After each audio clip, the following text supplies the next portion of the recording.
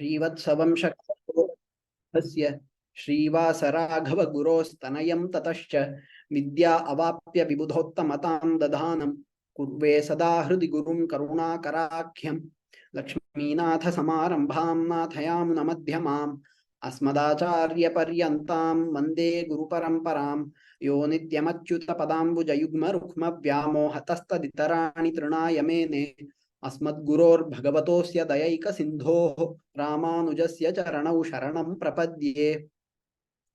श्रीमान् वेङ्कटनाथार्यः कवितार्किककेसरी वेदान्ताचार्यवर्यो मे सन्निधत्तां सदा हृदि।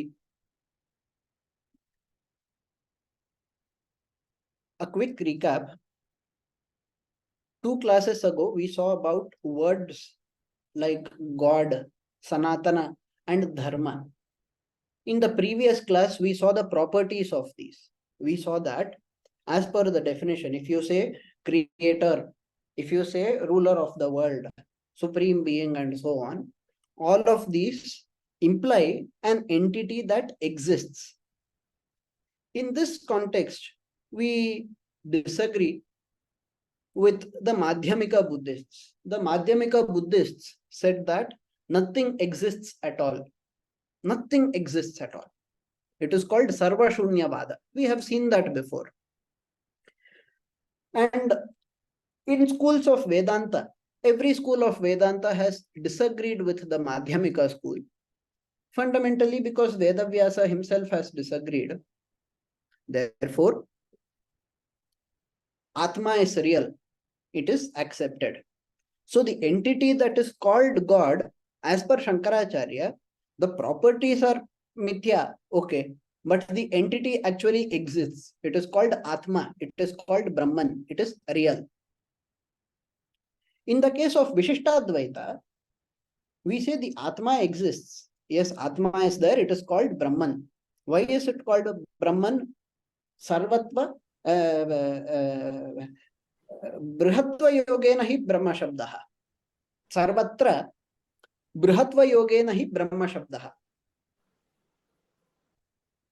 the word Brahma in Sanskrit, Brahma refers to Chaturmukha Brahma refers to that Atma. As per Vishishtadvaita, the word Brahma can refer to any Atma, that is Jivatma or Paramatma, depending on the context. Of course, Advaita also accepts that. For Advaita, Jiva Brahmaiva Naparaha has been said, so we need not move further. It is obvious there. But here, in Vishishtadvaita, Brihatva Yogena, it is called, the word Brahma came because of the property of the word, fundamental property of the word. Words come through roots of the word. Roots of the word carry meanings. What is the meaning behind the word Brahma? Brahma is that which has greatness. Brihatva Yogena. Brihatva means greatness. Now, being big in a way, being great in a way, that is what has led to the word Brahma. It can be grammatically shown. Bhagavad Ramanuja points it out that it Brihatva Yogena. He doesn't stop there. He says Sarvatra. Why? Because he is referring to the first sutra of Vedanta. The first sutra, Athato Brahma Jignasa. There he is trying to explain the word Brahma. What is Brahma? Then why do you need Jignasa for that? What does Jignasa mean? Jnatum ichha Jignasa. How do you get the desire to learn about Brahman? In this manner, he goes on. So, we see that as per Vishishtadvaita, Brahma is real, and furthermore, the properties of Brahma are also real.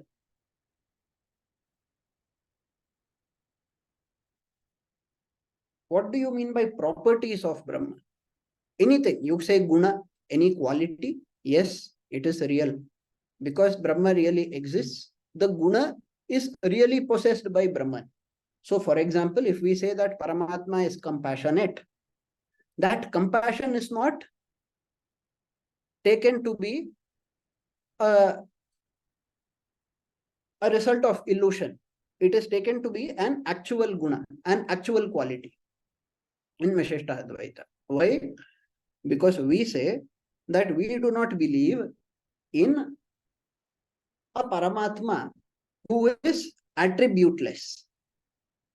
We believe in a Paramatma who is having only auspicious attributes and does not have any inauspicious attribute. Therefore, when the word Nirguna appears in the Puranas, we say it means he does not have any bad quality. Therefore, he is called as Nirguna. Nirguna means Heya Guna Rahita, void of polluted gunas, void of bad qualities. So, Brahman is true, and the fact that he has qualities is accepted. He does have qualities in reality. What do you mean when you say quality is real? Quality is not an entity. If Brahman shows compassion, compassion is not an entity, right? It is a kind of feeling. So he does really feel compassion. That is what we mean. What other properties does he have? He has lots of properties. He owns the entire universe. Everything in the universe belongs to him. Okay, what is there in the universe other than him? Chit and Achit. Chit referring to Jivatma, Achit referring to Jada. Everything that is non-living.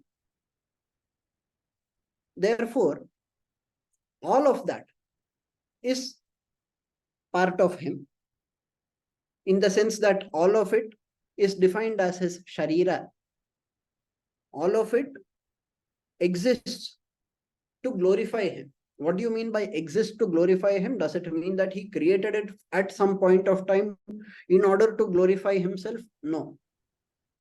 If you see in Islam, they say Allah created the world, Allah created humans so that they could worship him. We do not say Brahman created us so that we could worship him. We say that indirectly that is something that is going to happen. But Brahman did not create us so that we could worship him. Brahman created us so that we could also attain moksha sthiti. But there, how do we explain the word creation? We say that Brahman is sarva shariri. Before the creation, so we discussed in the previous class that before creation, there was Sukshma Chidachit Vishishta Brahma. In a microscopic manner, all living, that is Jivatma, and all non-living, that is Prakriti, all of that was there in a very, very minuscule microscopic kind of place, a space that is not measurable, that small. So small that no matter what measurement you come up with, it will be smaller than that. But there also, this everything which was so minuscule was Bhagavat Sharira. It was part of his Sharira. Why do I still say part of his Sharira? Is that not everything? No. There is something which has not been included in that everything. Before the creation of the universe, everything that was inside the universe, everything that is inside the universe today was in a single place. That is what we are saying. But was there anything outside of the universe when the universe was created? This question was not touched upon yesterday, in the previous class, that is. So I will clarify that. The Vedas say, Purusha Sukta says, that Bhagavan has an abode that is 3 times as big as the bhutas that he owns. The bhuta that he owns refers to Leela Vibhuti, which is the universe. Being 3 times bigger is a figure of speech that is used. Then please don't ask me, oh, if the universe expanded, does it mean that when the universe was 10 times smaller than today, Shri Vaikuntha was also 10 times smaller than today? Because if x is decreased by 90%, 3x should also be decreased by 90%. That is not the case. The word 3 used there should not be assumed to be 100% literal, in the sense that it is free of factors like time and so on. Assume it to be an endless region of Shuddha Sattva. We have already discussed what Shuddha Sattva is. It is an endless region of Shuddha Sattva, inside which Bhagavan, of course, he resides everywhere. The Nitya Suris and those who have got Mukti, they all reside. Who could get Mukti even before the creation of the universe? Very simple. Before the creation happened, it was tiny, we say. But before it was tiny, there was another destruction. Before that destruction, there was another preservation. So in the past also, there were beings who got moksha. In that way, all the Muktatman are there. And they are there eternally. Now that they have entered, they are going to remain eternally. And then the Nityas have been there since eternity. They are also there. Bhagavan is also there. That Vaikuntha, which is called as Nitya Vibhuti, is an eternal loka which does not undergo the cycle of creation, preservation, destruction. It is there forever. So it has an eternal existence. Jivatma is anyway Nitya. Na jayate mriyate va. Paramatma is also Nitya. Sanatana means that which is eternal. Sanatana means eternal, right? So Vaikuntha is eternal. All the beings inside of Vaikuntha are eternal. Whatever was there in the universe at that point of time, a very, very tiny point, the universe was existing as a tiny point. That point is what has become into the macro universe of today. That point has transformed into the macro universe of today. And therefore, everything that is there today was also existing at that point of time. So, even before the macro universe was created, everything that I see around myself, be it a table, be it a curtain, be it a window, be it some car on the road, whatever it is, everything did have an existence. But how? The car was not a car. The things it is made of, we say everything is made up of atoms. Then we say atoms are made up of subatomic particles, whatever. But something is there everywhere, right?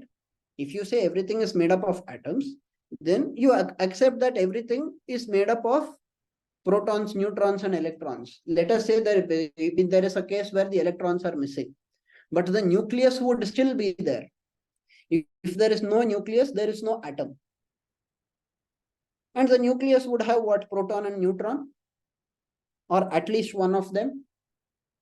In this manner, everything that constitutes matter is essentially made up of something. And that something also had a previous form. That form was existing there in that single point, a point in space, which was literally all the space there, because there was no space outside of it, except for the Nitya Vibhuti, which is Vaikuntha. So it is at the end of the day, protons, neutrons, and electrons, when they have a particular combination, occupy a particular space, and you have a particular configuration, they become iron. Take a totally different one, they become gold. Take a different one, they will become aluminium.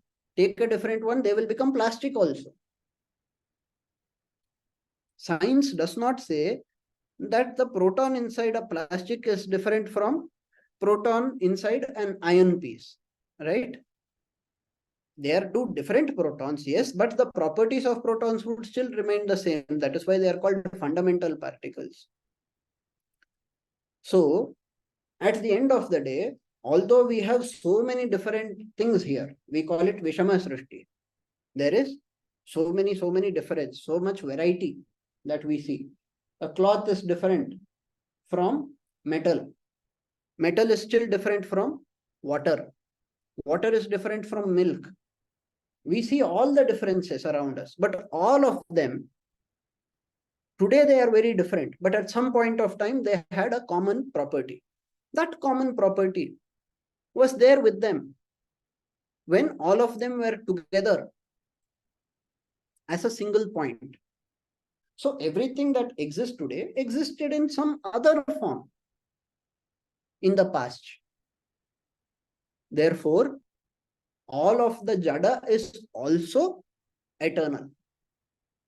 It changes from one form to another, but it is also neither created nor destroyed. Quite the scientific explanation, you could say. So, Vishishtadvaitha says that Prakriti, as we call it, the non-living aspect, Achit, it is eternal. Chit is also eternal. Ishvara is also eternal. Therefore, everything is eternal. Everything is Sanatana. Then we saw in the previous class about Dharma. Dharma has many meanings. If you take the meaning of Dharma as property, then property again implies non-illusion. Illusion itself could be a property. But if you say this has the property, fire has the property of burning you if you touch it, that is not an illusion, right? So properties can exist only for real entities. And they can be properties only if they are real properties. If you say it is righteousness, righteousness can also be defined only for real entities. If you take a Nirguna Nirakara Brahma, would there be any righteousness inside of that? No. What are you saying? Parabrahman, the moksha sthiti as per Adi Shankaracharya, are you saying it is not righteous? It is not righteous, but it is not evil also. It has no quality. It has no attribute. Shankaracharya says Nirguna means void of attributes, void of properties. Being righteous is a property, therefore it will not have the property. How will it not have the property? Because then nothing exists other than that Atma. Only that one Atma is real, nothing else exists. When there is nothing else, how do you define righteousness? You cannot define righteousness there.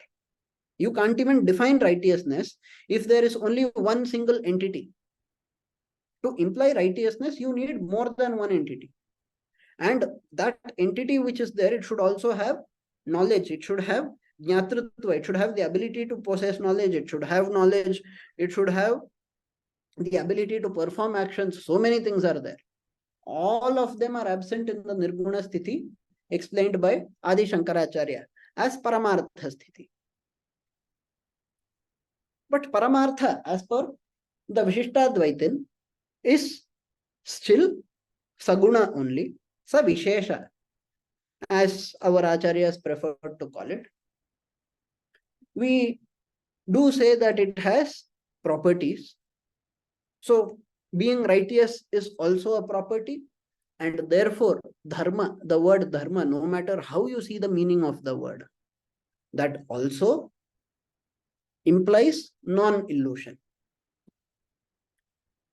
Now today, now that I have expanded a little more on the previous class, we will look into the properties of knowledge. Let us understand knowledge as explained by Vishishtadvaitha. There are some basic terms that we should understand before proceeding. Now there is a word called truth. What does truth mean? Truth means that which is consistent.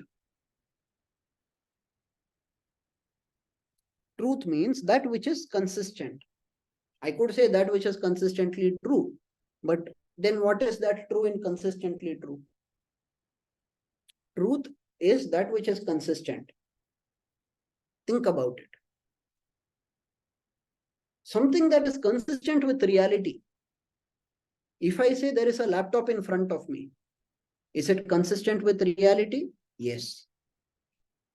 If I say that my Wi-Fi connection is active and working, that would be untrue.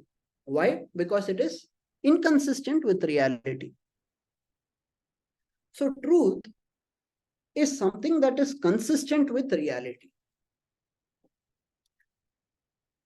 This should be understood by us.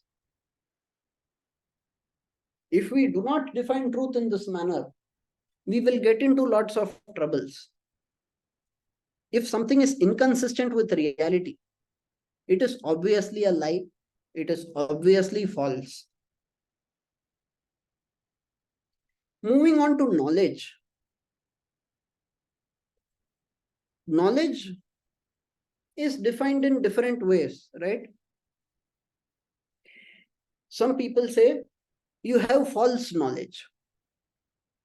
What do they mean when they say you have false knowledge? It means you do not have true knowledge.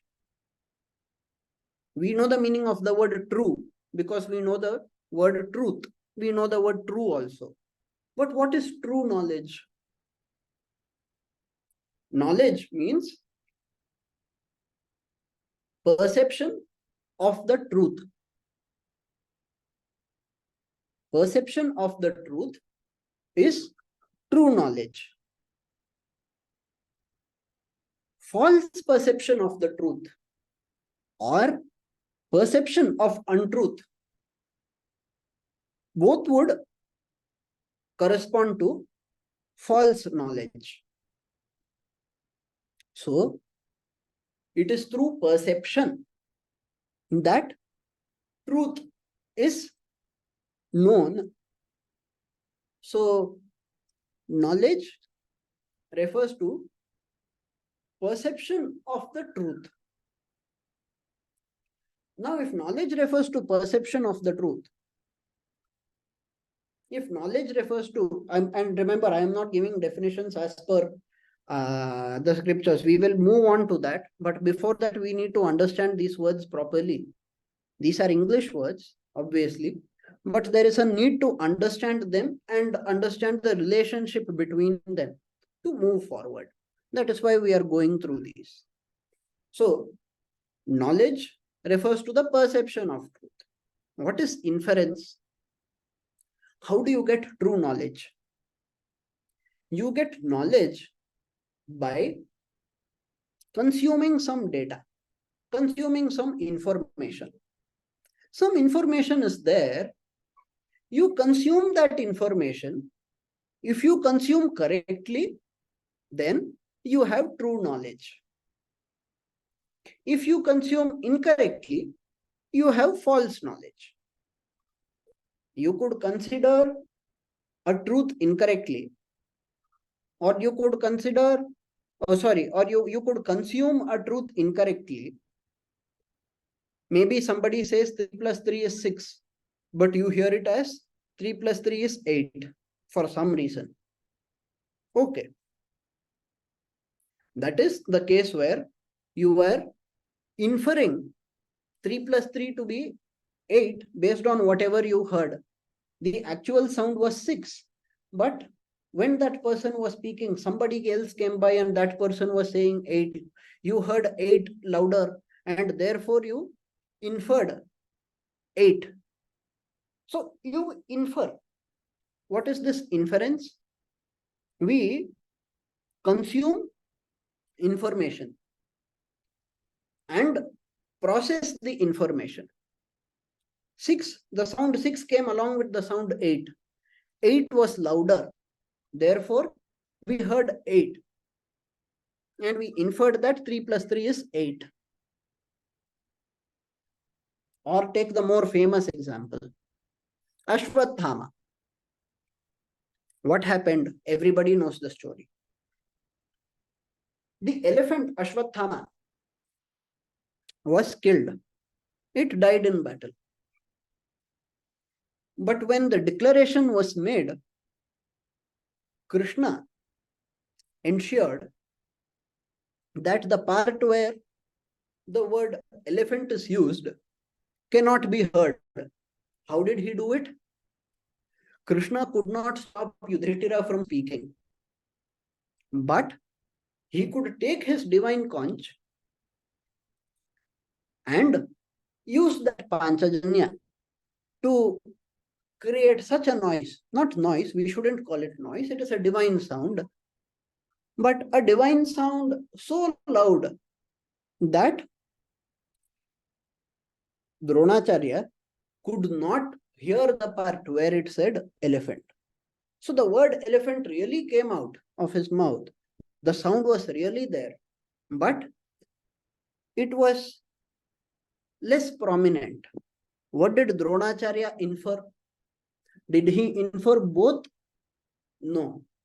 He inferred only the sound of the conch at that time, and therefore he inferred that the sentence that Yudhishthira said, whatever he heard from the sentence that was said by Yudhishthira, he inferred that to be correct.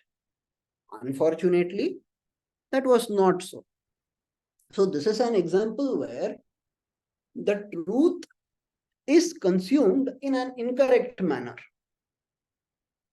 Likewise, false could also be consumed in an incorrect manner. False could be consumed in a correct manner. We will see both. If there is a lie that is being said to me, if somebody really says 3 plus 3 is 8, I hear that person perfectly and I believe 3 plus 3 is 8, 3 plus 3 is 8, 3 plus 3 is 8. That is, I am hearing correctly. My process is working well, but the source of information is not correct. Therefore, I still get a wrong inference. Let us say somebody says 3 plus 3 is 8. I hear it as 3 plus 30 equals 8. Now there is an error in the source and there is an error in me also processing the information. The resultant in this particular example is also false. Suppose we take another example. Somebody really says 3 plus 3 is 8, but I hear it as 3 plus 3 equals 6. Then my facility is wrong, my processing is wrong, the source is also wrong, but my inference is correct. Is this ever possible? Yes, this is also possible. We see it in the case of Prahlada. As they say, I'm not really sure whether it is mentioned that way in the scriptures, but as they say, when it was declared that Hiranyakashipu, the supreme lord of the universe is Hiranyakashipu, Prahlada heard it as the supreme lord of the universe being Vishnu, Hari. How is this possible? Now, I do not know whether this is the exact scriptural reference that is mentioned. I am just saying as an example. Something wrong was told to him, but he heard it in the correct version. What does it mean? Whatever was said, he did not consume properly. Yes, that appears to be a problem. Whatever was said itself was not said properly. That also appears to be a problem. But like how we say, product of two negative numbers is a positive number. In that manner, whatever Prahlada inferred in this example was the truth only. So, when the source of information is wrong, so we have source of information and your processing power. Both of them have to be correct for you to ensure that you are getting the correct knowledge. If both are incorrect, it is still possible that you get the correct inference, but it is also possible that you get an incorrect inference. If any one of them alone is incorrect, then you will definitely infer something incorrect. Maybe this is a little too complex. Maybe I should add a table and explain it further. I don't know. I apologize if it is going too complex and dry. But we move on very quickly. Finally, there is a word realization. What does realization mean? It is not just knowledge that I have got. I have realized it to be true. It is like a self-attestation of a statement or an idea to be true. That is, to be consistent with reality. I realize that I am walking in the wrong direction. What does that mean? The direction that I was walking towards should have led me to the sea, let us say. It should have led me to the Arabian Sea. But I kept walking and I reached the Bay of Bengal. Therefore, I realized that I was walking in the wrong direction. What all has happened here?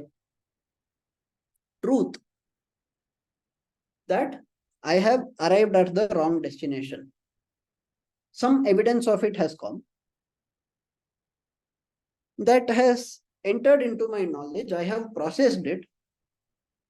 And when that thought came to me, I thought, okay, maybe I should check. It is early morning. And beyond the sea, I see the sun rising. Therefore, I infer, okay, now I am told that I am in the Bay of Bengal. The compass shows eastern direction, plus the sun is also rising in that direction towards my, in front of me, the sun is also rising. Therefore, I have really walked towards the eastern direction. I realize that I am wrong. So, realization is something that is defined only for real experiences.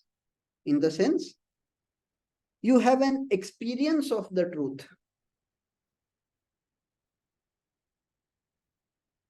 So, without that experience, it is not realization. That is the difference between knowledge and realization.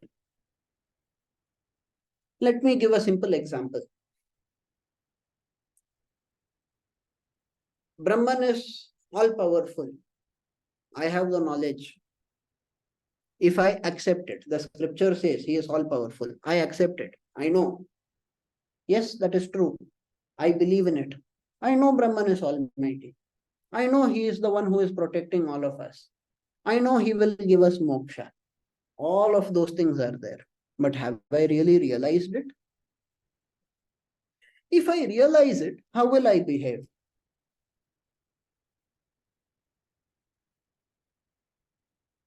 Take the example of Ravana. Ravana was a scholar of the Vedas. Ravana also realized that Shiva is much superior to him. Ravana realized that Vedas have a lot of power. Devatas have a lot of power. He knew all of that.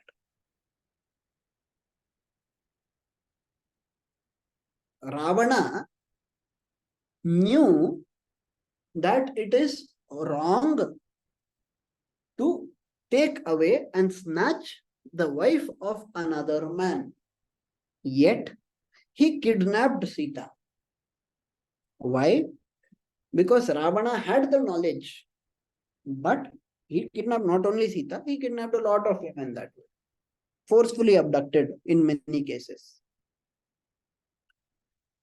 So Ravana had knowledge that this is dharma and this is adharma. But despite that knowledge, he did not have realization. And therefore, he acted against the knowledge. Want a more practical example? I'll tell you. In 2016, I had a debate with an atheist. It was an atheist lady. She was saying, what have you gained so much? You talk so much about Hinduism, you wear this pundra, you talk so saintly. But let me tell you, religion is the cause of all problems. I asked how. She said it is a fact. And she further said, and despite it being a fact, you people are going and nurturing it. Therefore, it is not just that religion is wrong and religion is bad. I would go a level further and say that you are an idiot. So I was called an idiot on that day. The atheist said, religion is wrong. And as I am following it, now the word religion has already been explained by us. We have established that Sanatana Dharma is indeed a religion. If you want, I can explain that again, but let us ignore that and move on.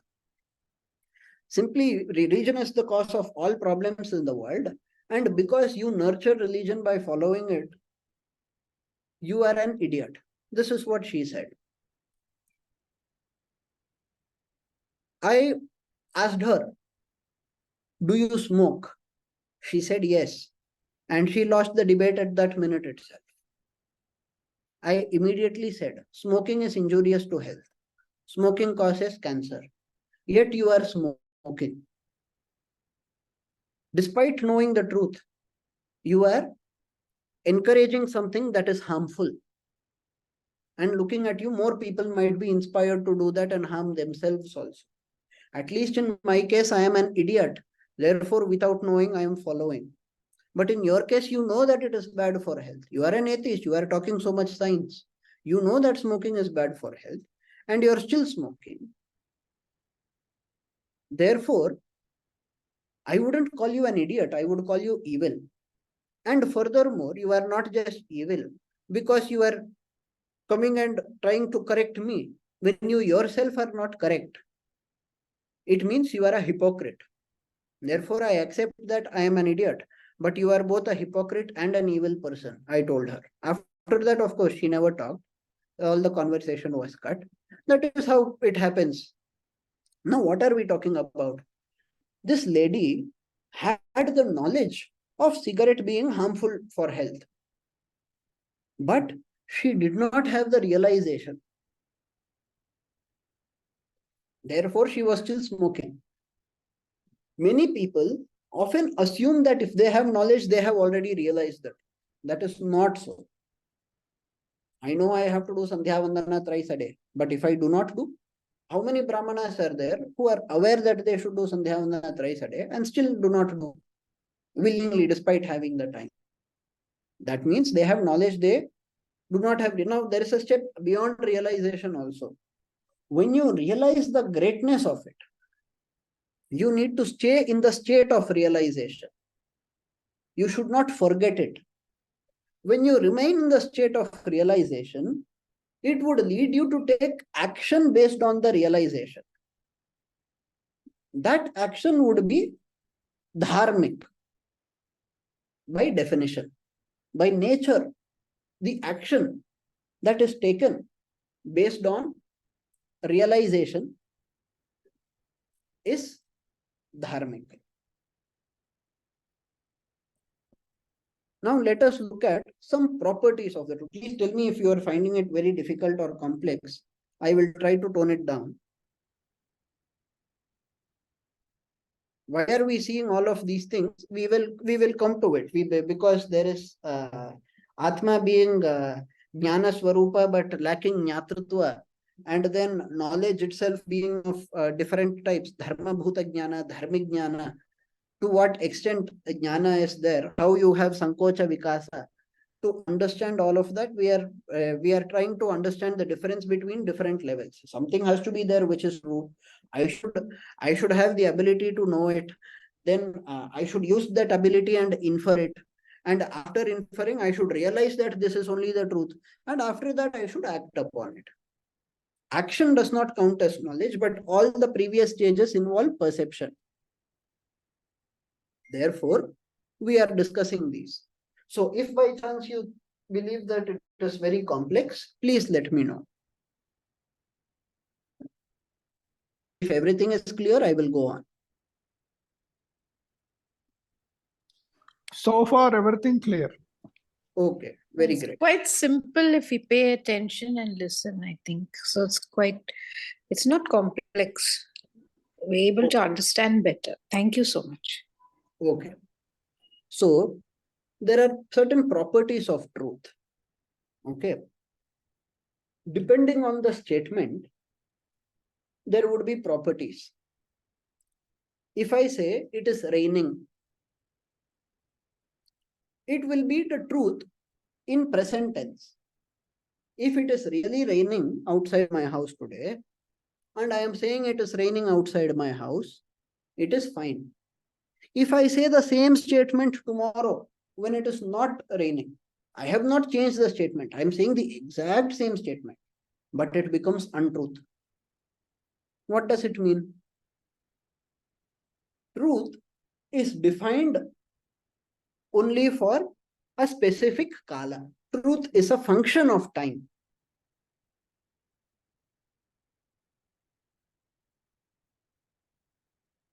At the same time, there is space also. If I say I am comfortable here, I am sitting in my house, I am saying I am comfortable here. Tomorrow I go to the middle of the road and I say I am not comfortable here. Both are correct statements, although they are opposites of each other. Why? Because the meaning implied by the word here has changed. One was in my house, one was on the road. The statement is the same, yet due to the differentiation in place, the statement has changed from true to untrue. Therefore, we could say that truth is a function of space as well. So truth is a function of space, truth is a function of time, truth is a function of situation also. The Shastras say that one who always obeys his elders and fall at his feet is a good man. Arjuna shot his elders and killed them, yet he was a good man. Why? There was an exceptional case for that specific situation that was faced by Arjuna. So space, time, situation, all of these influence the truthfulness of a given statement. Okay? Space, time, situation, all of them influence the level of truthfulness of any statement. Why do I say statement? Statement, idea, concept, information, whatever you call it. Now comes knowledge. Knowledge depends on multiple things. Like what? Ghatam aham janami.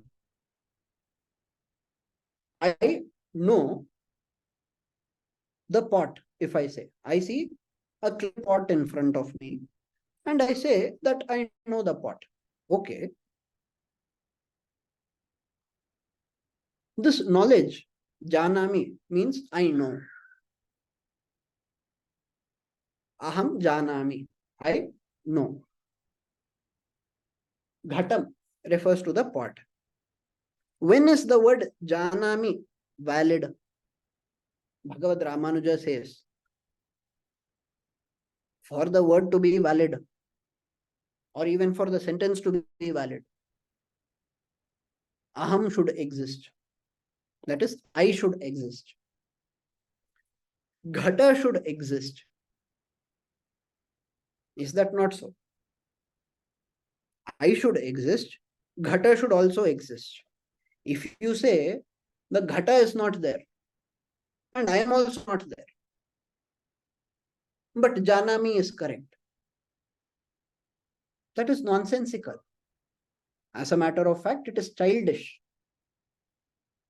Bhagavad Ramanuja says, if you do a reasoning in that way, if you say that knowledge is possible without the knower and the known, the item to be known, that is, it would be Sarva lokopahasopakaranam. He says it would be the cause of all the world making fun of you. All the world will make fun of you if you say there is nothing in front of me. I also don't exist, but there is knowledge. What is the knowledge of? Is it knowledge of the ghata? No, the ghata does not exist. Is it the knowledge of you? No, I myself don't exist. Who has the knowledge? Nobody, because I don't exist. I don't know. What sort of statement is that? So, knowledge is a function of knower and the item to be known. We will see that further. In the next slide, we will go ahead and see it in greater detail. Then there is inference. I infer something. It depends on my facilities. I hear, I see, I read, whatever. And I process it in my mind. My mind should work well. I should know logic. If I am not sound in logic, I might end up inferring something incorrectly. You might be a very good person, but I might infer that you are an evil person if I am not logically correct enough. So those factors are there. So knowledge of your action, knowledge of the action of Arjuna shooting his elder has to be processed. But do you infer that he is good or he is bad? If I tell you that Arjuna killed his elders in battle, it is a correct statement. It is a true statement. Now you have got the knowledge that Arjuna has killed his elders in battle. But what would you infer? A person who knows Mahabharata, who knows the reason why Arjuna did all of these, would still say Arjuna was dharmic. What about the others?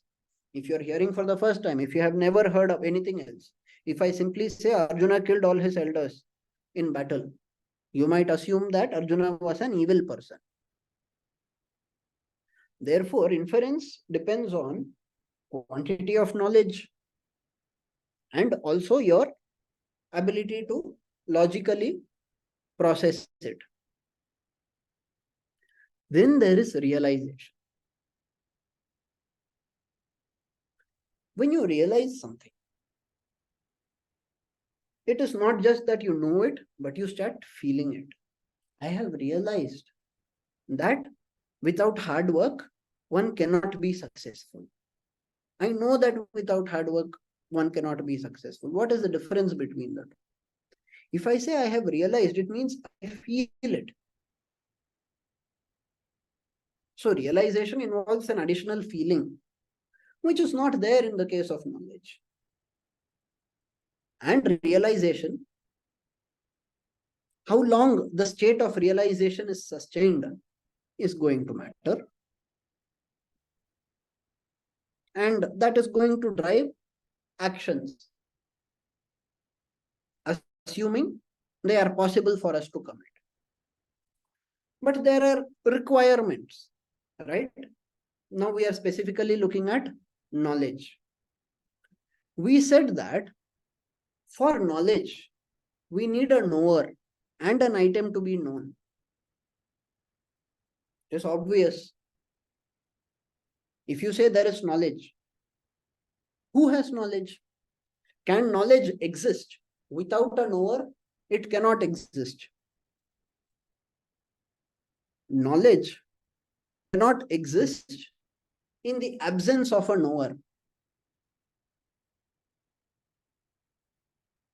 Krishna says, Imam vivaspate yogam, in that shloka, proktavan aham avyayam, vivasman manave praha, manurikshvakave bravit, evam parampara praptam imam rajarshayo viduhu, sa kalene hamahata yogo nashtah parantapa, sa evayam mayat edya, yoga proktah puratanaha, bhaktosi me sakha cheti, rahasyam etad uttamam.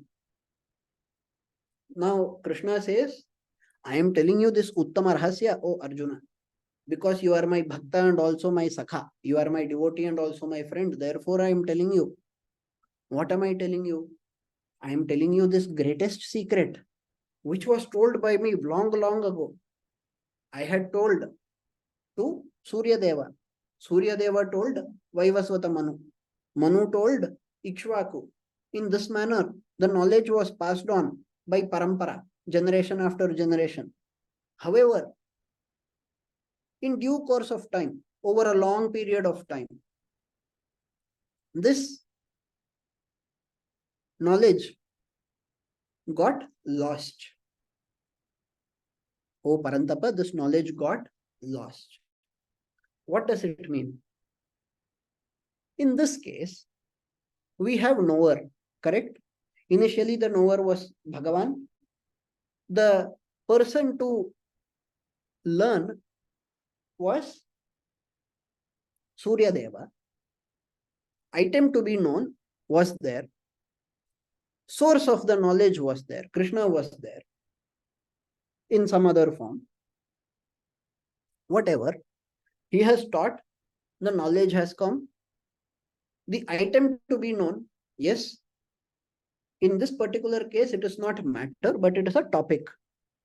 Therefore, see, if it is matter, then the matter should be there, correct? It should be, if we say pot, then the item to be known should exist. The pot should exist. If it is an idea or a concept, how do you say that a concept exists? Where do concepts exist? Concepts exist in books, in minds, in records, and so on. They could be memory records, they could be written records, whatever. That is where concepts exist. So when Krishna is teaching the concept is existing with Bhagavan. So the item to be known is there. The person to know it, Surya Deva, is there. He has the ability to know. He is not in coma. He does not have short-term memory loss. He can hear fully and know properly. And it has become possible for him to get that knowledge. Why? By the grace of Bhagavan. So by the grace of Bhagavan, Surya Deva had the possibility, had a chance to learn. And when he had the chance to learn, what is that? As per Vishishtadvaitha, the 4th chapter deals with Karma Yoga only. Some people call it Jnana Karma Sannyasa. It is about Jnana part within Karma Yoga. That is the Siddhanta of Vishishtadvaitha. So this yoga that was taught by Krishna. Some people call it as just Jnana Yoga. It is very misleading. Although it is technically correct because Krishna is talking about knowledge. But let us move on from Bhagavad Gita. That is not my class to teach. So when it comes to Surya Deva learning, by the grace of Bhagavan, he had the chance to learn. So the possibility, tick. He was intelligent enough to know and understand what was taught. Ability, tick. Item to be known, the concept, it existed with Bhagavan, tick. Knower, Surya Deva, he existed, tick. Therefore, Surya Deva got knowledge. All of this should be there. I have the ability to know, but I am not taking the effort. I have the ability to listen to you, but I don't listen to you. Then ability is there, possibility is not there. So in this manner, for knowledge to exist, the knower should be there, the item to be known should be there. There should be a facility for knowledge. Jnatritva. You should possess Jnatritva. We are going towards that topic only. Atma's Jnatritva. Now, the facility for knowledge should exist. You should have the ability to gain knowledge. And it should be possible for you to get knowledge. Such a situation should come. All of that are required if you really need knowledge. Now comes the topic of Shankaracharya saying Atma does not really have Jnatritva. It is Jnana Swarupa but does not have Jnatritva. It is made up of knowledge or information or whatever you call it, but it does not have the ability to possess knowledge as it is nirguna. Ability is not there. Possibility is also not there. Therefore, facility for knowledge is not there. You cannot call it a knower because there is nothing to be known. Therefore, knowledge is zero. The knowledge of Atma, that is nirguna in Paramartha, is zero. This is the Siddhanta of Adi Shankaracharya. How Vishishtadvaitin are going to explain it, we will see in the coming class. There are requirements that exist for others as well. Others as in we talked about truth, inference, and realization. I will just mention them now. We will see them in greater detail in the next class. Truth is something that exists by nature. Inference depends on facilities, as I already said. Realization depends on many things. If your source input is wrong, then if you don't even get truth, you will not realize correctly. You should feel that it is correct. I told you there is a feeling factor involved in realization. That is also necessary. And if it is a good thing that is happening, that divine will should be there. The facility to actually get and process that we talked about, right? The possibility. Possibility works in two ways. One is you taking the effort, another is other things coming to you. Even if Surya Deva wants to learn, if Krishna does not teach him, he will never realize the truth because he will not even know the truth. Even if he knows the truth, he will get realization only if there is grace of Bhagavan. A lot of Hindus know that praying to God is good. Many of them do not pray. A lot of Hindus know that we should speak only the truth. Many of them still speak false things once in a while. So, we see that they do enter state of non-realized mind every now and then. How do you sustain the state of realization? That happens through, of course, our own effort is a duty, but on top of that, divine will. Based on our past karma, Bhagavan should be pleased with us. If he is pleased with us, he would give us the ability to realize the truth. We will look at this in greater detail in the next class. I believe it is already time. So I will conclude here. If you have anything to ask or comment about today's class, please feel free to let me know. I just want to clarify 2 points.